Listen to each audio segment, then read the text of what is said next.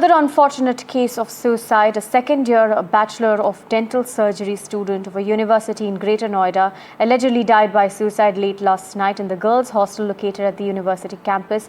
The student was found hanging in her room.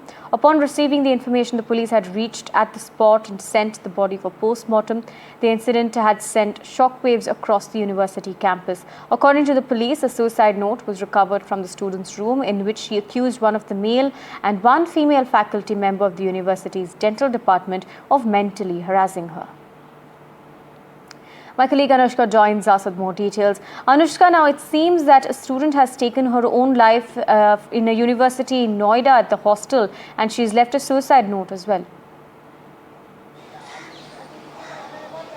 That's right. A deeply disturbing incident has come to light from Greater Noida, wherein a private university, a second-year BDS student had hanged herself yesterday. Now, this came to light after she had written a suicide note as well, and she was in fact also alleged that the university authorities was in fact putting her in constant pressure and was in fact also making her being a subject of humiliation that she could no longer bear, and that is why she took the drastic step. Now, after this, as we are speaking, a major protest is going outside the university. The parents of the student have in fact also arrived outside the university gates. Many of the students are in fact protesting outside the university and are asking that both the people who are in fact accused in this suicide note should be arrested, and serious in fact steps should be taken against them. What we get to know from our sources in Sharda University is that both the teachers have been in fact suspended, and necessary actions are being taken. The university is in fact also complying with the Noida police in investigation, but also what we are also understanding is that the protest is in fact going on. It has sparked a massive outrage,